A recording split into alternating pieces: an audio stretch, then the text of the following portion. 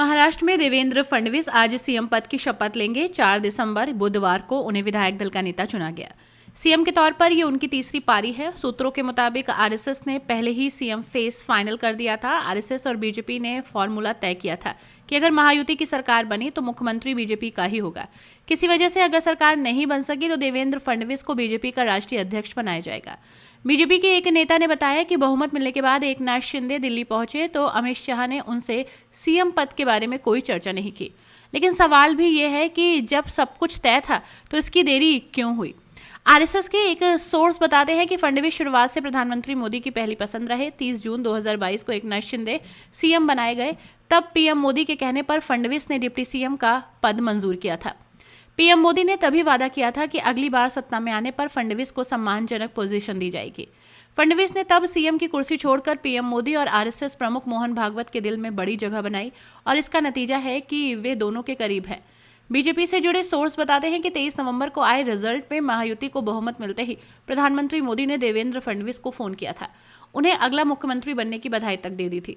High command ने अपना मन बना लिया था तो एकनाथ शिंदे दिखा रहे थे कि वे नाराज हैं। कभी वे अपने गांव चले गए तो कभी लोगों से मिलना जुलना बंद कर दिया। यहां तक कि एक इंटरव्यू में उन्होंने ये तक कह दिया कि मैं जनता का मुख्यमंत्री हूं और जनता चाहती है कि मैं सीएम बनूं। महाराष्ट्र में 2019 में बीजेपी ने शिवसेना को नजरअंदाज किया था। इसके बाद उद्धव ठाकरे ने कांग्रेस और एनसीपी के साथ मिलकर सरकार बना ली। इससे बीजेपी को सबक मिला कि राजनीति में अपने सहयोगियों को हल्के में नहीं लेना चाहिए। यही कारण दिखाता है कि देरी होने का। आपके पास जब बहुमत नहीं होता तो आप सरकार बनाने में जल्दबाजी करते हैं। बहुमत होने पर सियासी पार्टियां आराम से काम करती हैं, इसलिए बीजेपी ने इस मामले में जल्दबाजी नहीं की। बीजेपी से ये भी मैसेज देना चाहती थी कि वो अपने पार्टनर्स को हल्के में नहीं ले रही, बल्कि उन्हें पूरा वक्त दे रही है।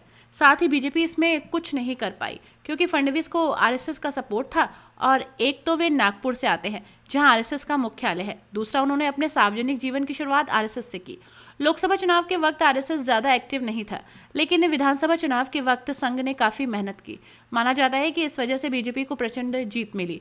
फडणवीस ने हमेशा आरएसएस के अनुशासन का पालन किया, फायदे नुकसान की परवाह किए बिना। फडणवीस ने कभी भी आरएसएस का स्वयंसेवक होने की बात नहीं छिपाई।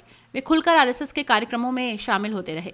विजयादशमी के समारोह में तो वे आरएसएस की फुल ड्रेस में शामिल होते हैं। महायुति की जीत में देवेंद्र फडणवीस की अहम भूमिका नकारी नहीं जा सकती। 2014 से लेकर 2019 तक का उनका कार्यकाल अच्छा रहा। इसी का नतीजा था कि 2019 में बीजेपी शिवसेना गठबंधन को जीत मिली और 2024 के नतीजे भी पार्टी के पक्ष में आए।